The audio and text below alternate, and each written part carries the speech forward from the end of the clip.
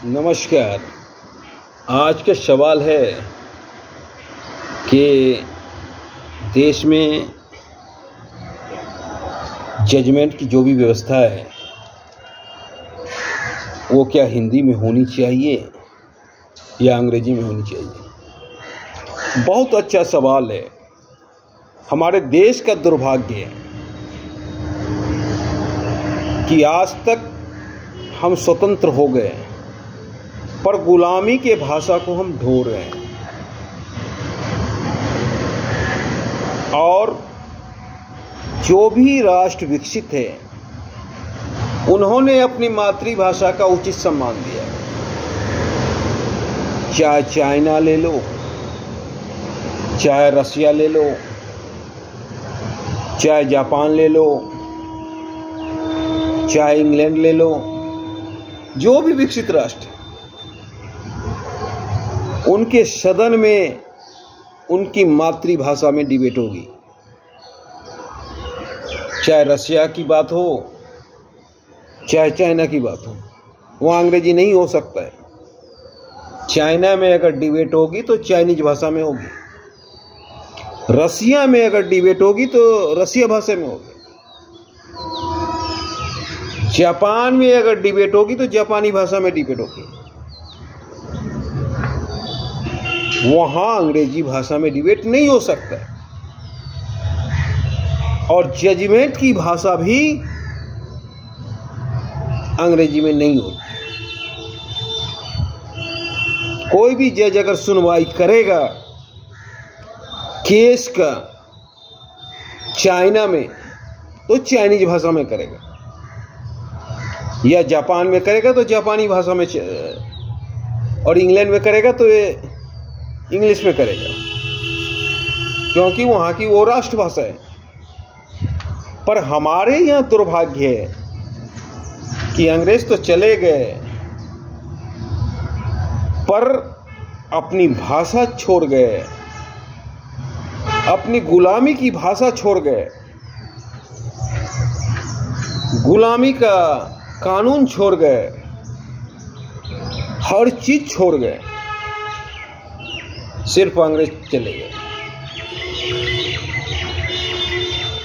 कितनी दुर्भाग्य की बात है।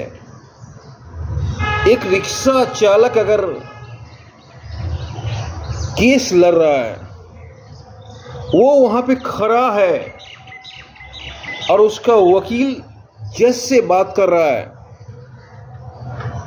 और वो अंग्रेजी में बात कर रहा है, पर रिक्शा चालक को समझ नहीं पा रहा है। जिसका केस है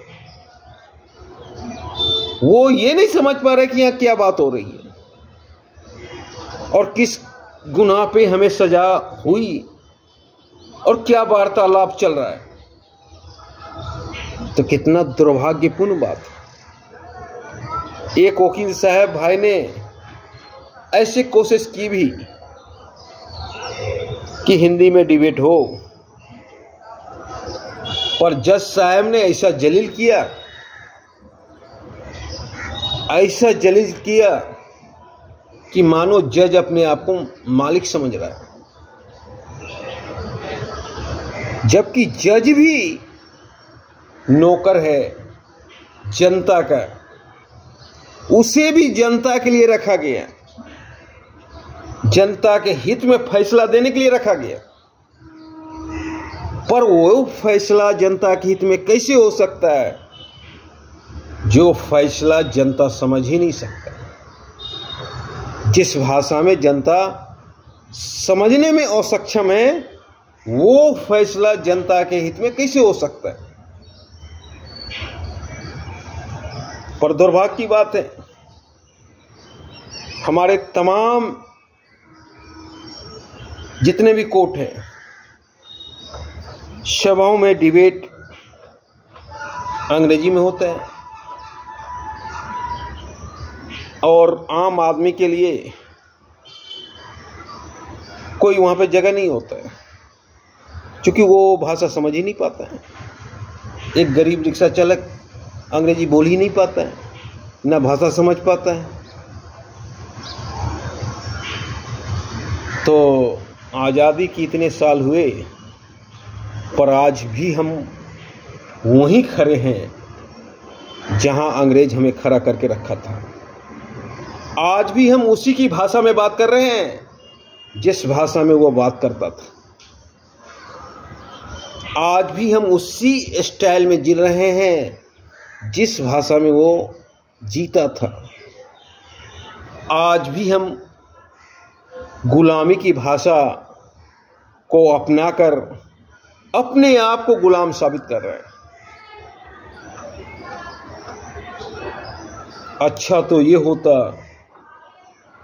कि तमाम कोर्ट में हिंदी में ही जजमेंट होता, तमाम मेडिकल कॉलेज में, इंजीनियरिंग कॉलेज में हिंदी में ही पढ़ाया जाता, और तब जाकर देखते कि हम कहां से कहां आ गए। पर आज भी हम उसी की भाषा में बात करते हैं,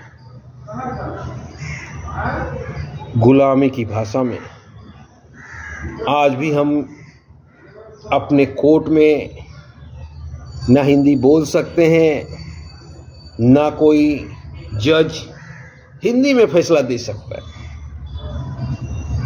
ये देश के लिए दुर्भाग्य है। और हम सभी, चाहे हमारे प्रधानमंत्री हों चाहे जज साहब, सभी इस देश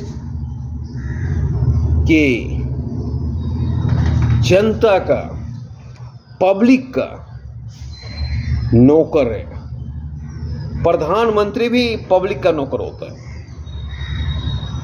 और कोर्ट का जज भी पब्लिक का नौकर होता है, क्योंकि पब्लिक के लिए ही चुना गया है प्रधानमंत्री को भी और जज साहब को भी। पर जज साहब अपने आप को मालिक समझते हैं और हिंदी में बात करने की तो दूर, हिंदी सुनना भी पसंद नहीं करते। ये देश का दुर्भाग्य है।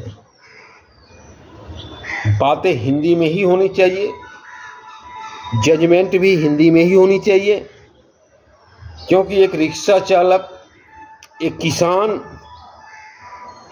एक छोटा मोटा दुकानदार अंग्रेजी नहीं समझ पाता है,